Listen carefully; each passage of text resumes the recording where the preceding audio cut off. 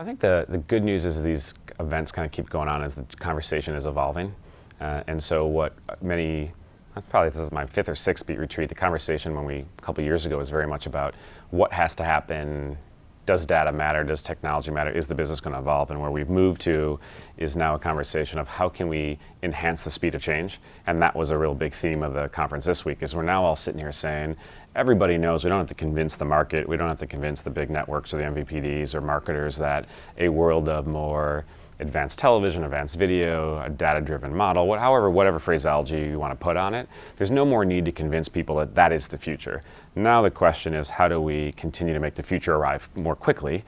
Because that is the desire of marketers, and because consumers are essentially voting that they need it because we're not delivering enough relevant content experiences in terms of commercials and ad loads, et cetera. So there's a lot of path there. I think the theme being is, the key takeaway was a theme of definitely collaboration, of speed and scale, and there's still a lot of complexity, but hey, how do we start thinking about putting these pieces together in a way that is actually going to make the market move from the top down?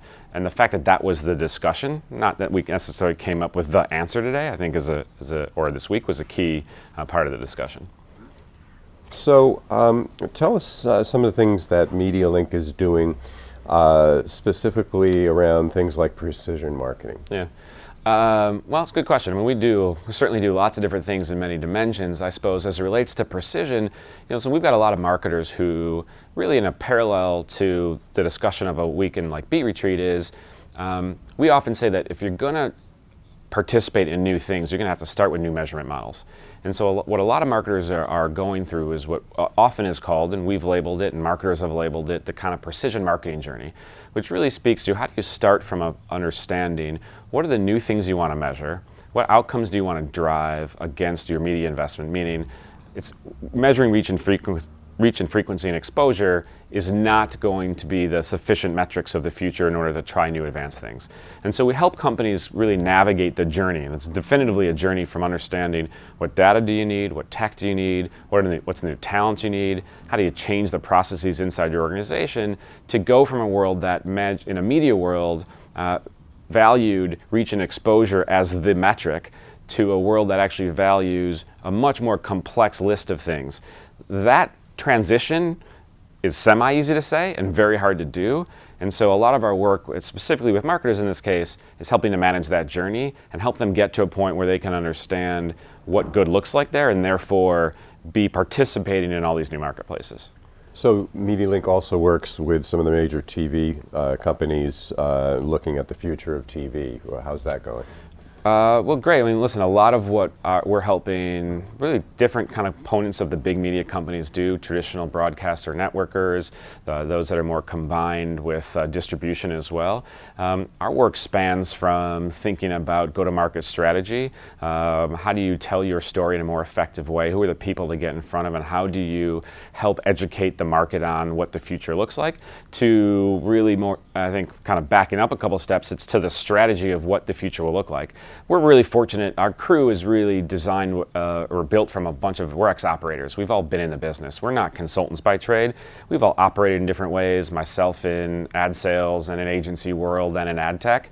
And so we use that experience to help counsel the big players in the industry on what the future is likely to look like, how to get there, what investments to make, what tech partnerships to create, what strategies to invent, what your org model should look like.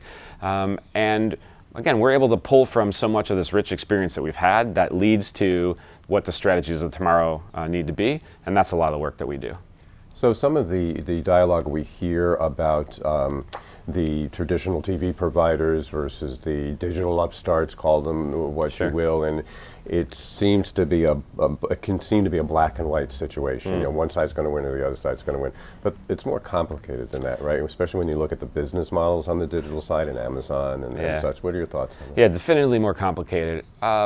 Listen, the challenge of the quote old school media companies is that their revenue streams are much more finite and refined than some of the new quote FANG companies, right? And so whether you're an Amazon or a Netflix or a Facebook or a Google, any of these guys, really they benefit from seeing the creation of content and content monetization, i.e. the ad business, the media business, being a secondary or tertiary revenue stream to their core business. that has a huge implication for how you think about the economics of funding content development and the decisions you're able to make in that business. So that's the complexity of the market, and I think what you're seeing is the big traditional broadcasters, broadly defined, having to digest what is the role they want to play. And I think what the good news about the discussion has been over the last couple of years, it seems everyone's wanted to play all the roles. I think now they're starting to realize, listen, we're not going to be most often inventing all the technology.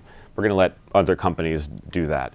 Now you start to get in you're clearly giving me the content creation business. What's the role of content distribution? How much you're going to go direct to consumer? And then you got to figure out what are your monetization options.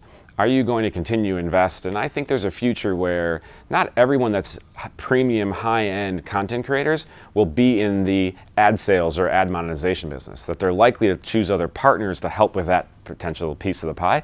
That's years out there, but I think those are the plates that have to shift as you say, I can only spend so much money on funding content. I then got to get in front of consumers, and I got to get a return on that. Which pieces am I going to do, especially as content is more and more easily found and there's way more content choices. So yeah, I think a lot of these big traditional media companies, that's the struggle. When any content can live anywhere, you've got to figure out, ultimately make great content, have it be loved by consumers and drive an audience. Can you invest in all the other things necessary to monetize it? I think that's going to be a big question, and I would say in many cases the answer is going to be no.